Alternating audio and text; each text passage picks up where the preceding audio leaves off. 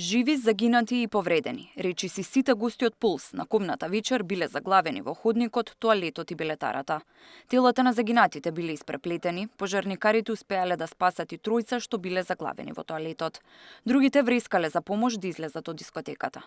Повикот пожарникарите го примиле околу 2:30 часот по полноќ, отишле до Пулс со сите 9 противпожарни возила. Кога стигнал командирот до вратата од возилото, веќе имало девојка која не реагирала.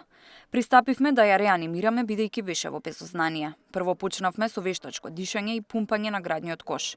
Дојде медицинско лице, ме фати за рака и ми рече: "Господине, девојката е почината", сведочеше командирот Драган Апостолов. Се упатиле внатре кон објектот, а во ходникот имало толпа од луѓе паднати едни врз други. Дел од нив ги спасувале преживеаните, а тие влегле да го гаснат пожарот, да не се прошири кон ходникот, каде биле сите заглавени.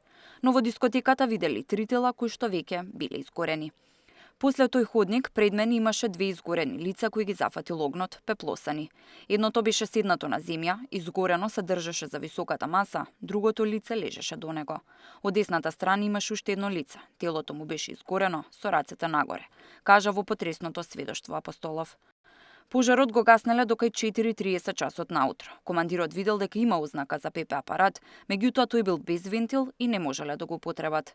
И неговиот колега, кој пристигнал прв со возилото, сведочеше дека излекувањето било исклучително тешко. Ги носеле на раце бидејќи дел од децата биле во грчи шок и не можеле да одат. Им помогнало обезбедувањето и другите лица кои се нашле пред објектот. Во билетарата затекнал заглавени над 10 лица без знаци на живот. Сведочува и 2 гости во дискотеката кои што биле на кобната вечер. Купиле карти за 500 денари, а фискална не добиле.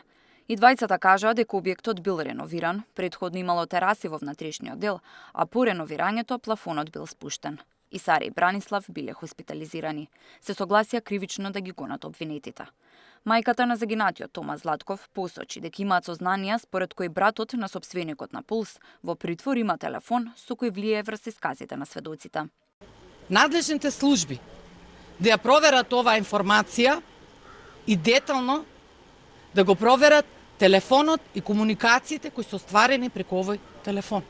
Дел од адвокатите и денеска бараа да падне обвинението за обвинетите кои не ја донеле пиротехниката и не биле вечерта присутни кога изгорела дискотеката. Сведоци кои што и минатиот пат потврдија дека пиротехниката е местена, донесена, припремена од самата група, со што веќе државните службеници од поголемиот број од институциите овде не можат да останат во постапката.